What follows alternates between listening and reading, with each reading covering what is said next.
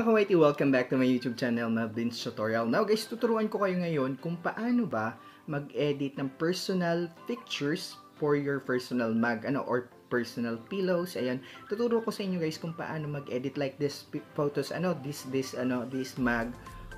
Tuturo ko sa inyo kung paano ba i-edit. Especially guys, malapit na po ang Mother's Day.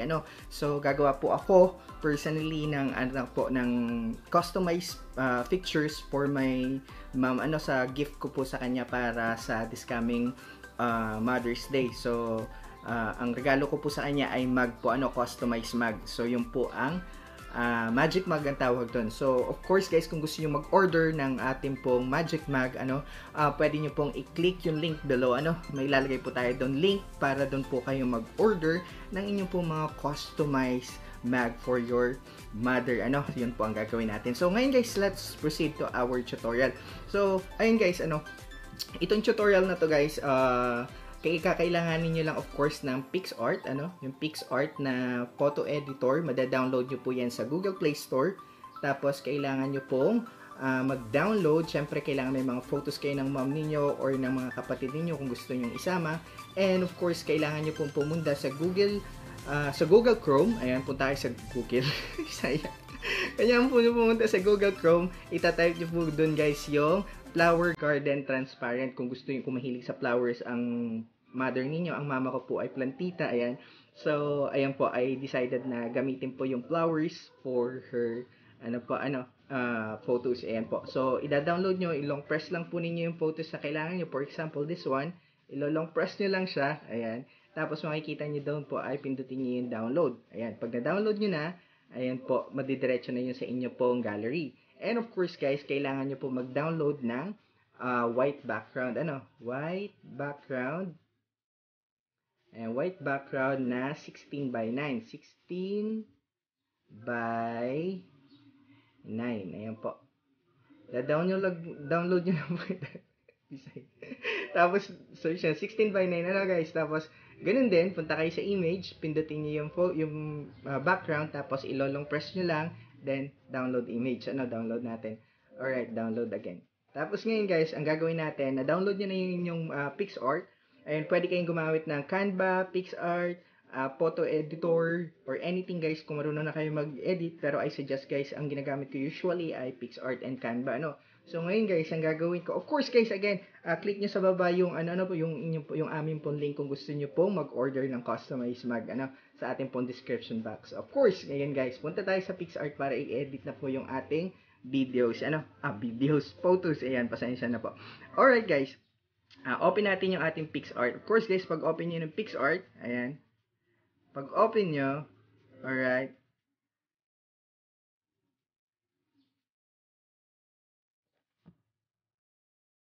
alright guys, pag open nyo ng PixArt niyo, makikita nyo guys dyan yung plus sign. Pindutin nyo yung plus sign. Wait. Yung plus sign dito sa baba. Okay. Pag pindot nyo ng plus sign, kukunin nyo dito. Unang-una ay yung inyo pong white na background. Yan. Okay. Kung wala, all photos nyo lang, then pindutin nyo yung Then ito guys kasi, itong aking pong PixArt ay free version. So, X nyo lang po. Ayan. Pagka X nyo guys, punta kayo dito sa baba. Punta kayo dyan sa baba, Hanapin nyo dyan guys yung, ayan, Pit. Ayan po, makikita nyo dyan sa baba. Yung nakasulat na Pit. Ayan po. Pag pindot nyo guys, punta kayo dun sa ratio. Makikita nyo dun sa baba. Punta kayo sa ratio. Okay. Pagpunta nyo sa ratio, pindutin nyo yung 16 by 9. Ayan po. Pindutin nyo yan, then i-crop nyo po itong atin pong photos. Tapos, pindutin nyo po yung check doon sa taas. Pag pindot nyo yung check, okay, ngayon mag-a-add photos na kayo. Makikita nyo dyan sa baba, yung add photo. So, pindutin nyo yun, then, kukunin natin ngayon ay of course, yung pictures po muna. Kung alin yung nasa background, guys, yun po yung ating kukunin. Like, ng pictures nila mama at saka ni papa, kukunin ko siyang una, tapos pipindutin ko, i-click nyo yung pictures, tapos, don't save the draft. Gamitin ko ito, Okay. So, ganun pa rin, guys, Punta tayo sa feet, then ratio, 16 by 9, spread natin siya ng konti, then check ulit. Then, add photos tayo, Pagka-add photos natin, kunin uli natin pictures ni mama at saka ni papa, plus add, Then, cut natin siya. Pindutin yung cut. Then, person. Then, adjustan natin yung part na wala, na na-erase. So, hard natin siya ng konti. Then, erase, okay. Ayan. Tapos, erase ko tong gilid na to kasi parang madumi siya. Then, check natin kung maganda na. Okay na siya. Alright. Tayo natin siya ng konti yung photos. Lagay ko dito sa gilid. Okay.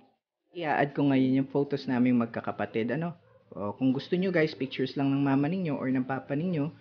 Ako kasi guys, gusto kong i-add yung pictures namin tatlong magkakapatid. So ngayon guys, kukunin ko to. Add ko dito. Then, ika-cut ko siya ngayon. Cut. Then, person. So, may mga area guys na nawala. I-pa-brush ko lang siya. Lakihan ko yung size. Then, litan ko ng konti. Pa-brush ko lang ito dito kasi nawala yung sa head ng kapatid kong babae. Then, itong kamay ng kapatid ko para lumabas uli. So, brush ko lang siya. Tapos yung, nawala. Brush ko lang ito kasi may mga area dito na nawala, So, ayan. Tapos ngayon guys, pipindutin ko lang yung check, So, makikita nyo guys na yun yung photo namin tatlong magkakapatid. Lakihan ko lang ng konti. Off. Lagay natin dito sa gilid. Litan ko ng konti. Lagay natin dito. Taasan natin. Then, ngayon guys, ang gagawin ko, pipindutin ko uli yung add. Mag-a-add ako ng yung flowers na ating pong dinownload. Let's say this one guys, i-download ko muna to. Gagawin kong base niya. So, ika-cut natin siya. Outline. Pindutin yung outline. Then, kakat nyo lang siyang ganyan, Alright. Tapos makikita nyo na siya. Okay. Wala na siyang background. So, ang gagawin ko guys, lalakihan ko lang siya. Ayan. Para dito ko siya ilalagay sa baba. Okay. Then, mag-a-add uli ako ng photos. Kukunin ko naman itong isang ito. X ko lang, Tapos, plus add. Then, ika-cut ko siya. Or, this one. Mas maganda, I think this one. Mas mahaba siya. Kunin ko siya. Then, kakat ko uli siya. Pindutin ko outline. Then, kukunin ko siya ng ganito. Alright. Tapos, plus, pindutin yung check. Then, lakihan natin siya. Alright. Lakihan natin. Okay. Ganyan yung itsura niya. Then, dito guys, ilalagay ko rin dito sa baba. Kahit ito pala, tanggalin na natin, itong part na to. Pwede na natin tanggalin kung gusto natin o hindi. Pero ako, lagay ko lang siya dyan. Tapos, dagdag ko yung pictures ulit ng ito, or this one. Check natin kung ano yung mas maganda. I think this one na lang. Tanggalin ko to. Ito, i-cut ko siya. Alright. Outline natin. Then, check. Lagay ko siya dito sa baba.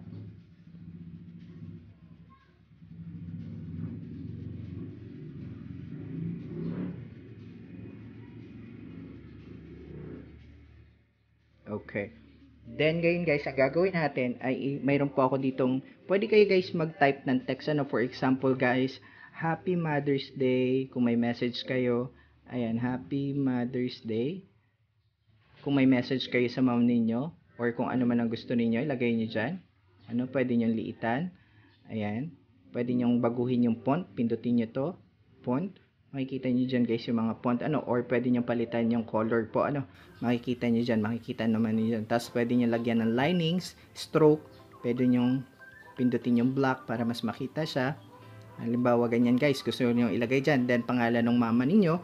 Ako kasi guys may ginawa na ako kanina. So, ginawa ko siyang card. I-add ko na lang siya. Hanapin natin dito. Ito yung card na ginawa ko. Nakalagay dito ayan. Thanks for giving. Nakalagay dito. Giving me the best thing in life. Your love, your hug, your care. No matter how much we fight, you always have special place in my heart. Yun po ang nilagay ko. So, ang gagawin ko guys, liliitan ko lang siya. Medyo isa-side ko siya. Para maganda. Then, lalagay ko siya dito. Or what if guys, tanggalin na lang natin to kung mas maganda. I think tanggalin ko na lang to, ano, para mas maganda siya. Ayan. Lalagay ko na lang siya dito. Ayan. Or nakatayo siya, mas maganda. Okay. Ayan na natin, gilid natin ng konti. I think i-add ko pa rin yung ano, mas maganda pa rin kung naka-add yung flowers. Add natin yung flowers ulit. Ayan. Tapos ika-cut ko siya ulit. Guys, sundan nyo lang po yung ating ginagawa para makita ninyo kung papaano, Then, lakihan natin. Lagay natin dito. Okay, mas maganda siya, di ba? So, ngayon guys, okay na siya. Ang gagawin lang natin ay isisave. Pwede kayo guys mag-add ng mga flowers. Pwede kayong pumunta dun sa stickers sa baba. Makikita nyo, Punta kayo dun sa stickers. Pwede kayong mag-add ng dito. For example guys, ay butterfly. If you want to add butterfly, kasi garden naman yan. Maling spelling natin. Ayan. Pwede kayo mag-add ng butterfly kasi garden naman siya. Para mas maganda, pindutin lang ninyo. Ayan, loading na siya. Tapos, lagay natin siya dito. Kung gusto niyo po. Ayan. Dagdagan natin ng butterfly pa siguro or okay na yan. Kuha ulit tayo ng butterfly. Iba namang butterfly. For example, ay this. Pindutin nyo lang guys ha. Okay. Tapos add natin siya dito sa part na ito sa taas. Okay. So, ayan po. Tapos, kung gusto niyo na yung i-save, pindutin nyo lang po yung check doon sa taas. Makikita nyo. Si-save nyo lang siya. Pindutin nyo yung check. Bakit ayaw? Pindutin nyo lang po yung check doon sa taas. Tapos, click ninyo. Then, click nyo uli. Ayan, click nyo uli. Then, X. Tapos, save. Save. Then, X. Tapos, done. X. And, of course, ayan po. Tapos na po siya. Check natin guys sa ating gallery, So, makikita nyo natin dito. Punta tayong album. Ito na po siya yung ginawa natin. Makikita nyo guys, ito na po yung ating ginawang photos for my mother's for my mother for this coming Mother's Day po. Ayan po So thank you so much guys and see you around. God bless you all. Bye.